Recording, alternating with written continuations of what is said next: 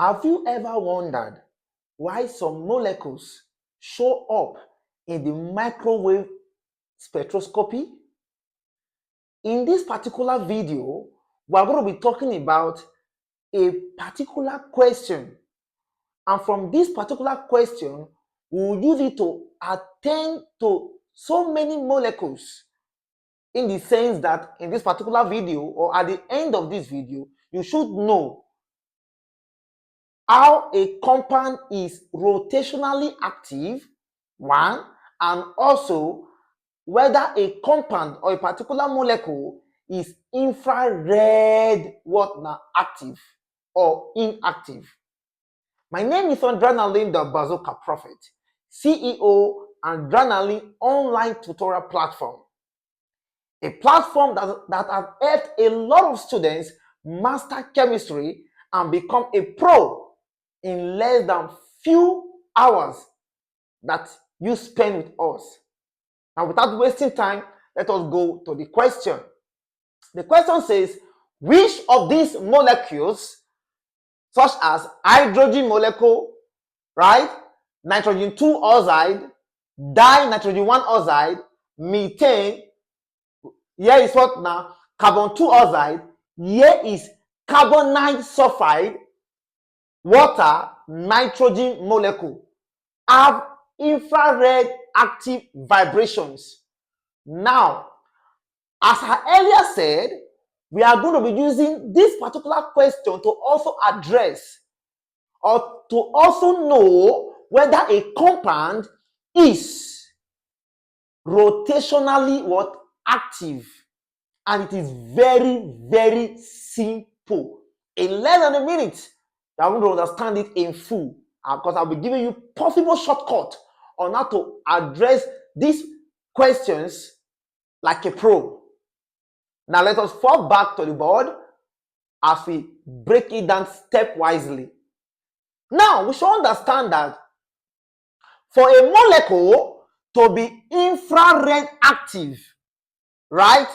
Take note, for a vibration to be infrared active, the dipole moment, take note, the dipole moment, which is mu as a Greek letter, the dipole moment of the molecule must change during the vibration. Take note of this dipole moment. For a molecule to be for a molecule to be infrared or IR active, that molecule should be able to should be able to change during the vibration, meaning the dipole moment should be able to change during the vibration, meaning such a molecule must be that particular molecule should be polar. Because for you to have a dipole moment, question now is, what is a dipole moment? Dipole moment is simply the measure of the separation of charges, which are the positive and the negative charge in a molecule. I say that again. Dipole moment is a measure of the separation of charges, right, into their positive and negative charge of that particular molecule. So it means that molecules that tend to be active must possess dipole moment, right? And that, for that reason, it should be able to to change the vibration of the molecule. That is for IR active. The opposite of IR active is IR inactive. Now we move to what we call rotationally active compound. Take note, for a molecule to be rotationally active, it must have a permanent dipole moment. If you understand it now, you observe that IR and rotationally active molecules has to do with dipole moment, separation of the measure of the separation of charges. Now look at some molecules right here on the board. Now let me give you a very secret. Now look at it. Basically, When an atom is homonuclear, that molecule, right, should have zero dipole moment. And such a molecule are high arrow, look at it now, infrared inactive, right? Infrared inactive, and also rotationally inactive molecule. For a molecule that is homonuclear or that have same atoms, examples which are oxygen molecule, right? Hydrogen molecule, N2 molecule, meaning any molecule that are homo, that are the same, like oxygen, oxygen now, a molecule, hydrogen, hydrogen now, a molecule. Such a molecule are said to be one, rotationally inactive, two, infrared inactive. These are common examples. So therefore, take note, H2 now automatically is what now? Inactive for high arrow.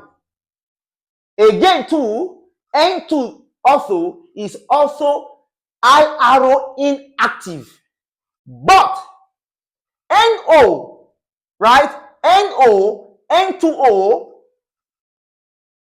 carbon 2 oxide, carbonine sulfide, water. These molecules are infrared active. Take note, these molecules are infrared active, meaning here is active, here active, here active, here active. Water to also work now active. Now you observe I skipped methane. Now be very careful here. Be very careful in this aspect. A lot of time, a lot of students have had some confusion on whether methane should be high arrow active or inactive.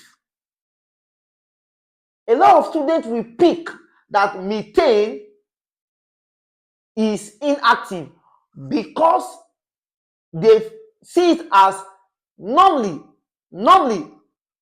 methane has no dipole moment because it is tetrahedral, something like this, whereby all the charges carbon to hydrogen here cancel out. Here it is a symmetrical molecule. So because methane is symmetrical here, it has zero dipole moment, right? But when you calculate for the vibrational mode, you observe that out of the 4, 3 are active. Only 1 is inactive, which is the E region. But a lot of students generally have made errors on not knowing that this particular molecule, methane, even though it has zero dipole moment, it is an high arrow active molecule, right? Yes, it is an high arrow active molecules, right? But in the case of rotationally active compound, both NO, N2O, methane, CO, carbonine sulfide, H2O, they are rotationally what? They are what now? Okay, 1, 2, so NO, N2O, carbonine, carbon 12 rather, carbonine sulfide, H2O, these are rotationally active molecule. But H2, methane, and N2 are rotationally inactive molecules. I hope that is clear. Yes.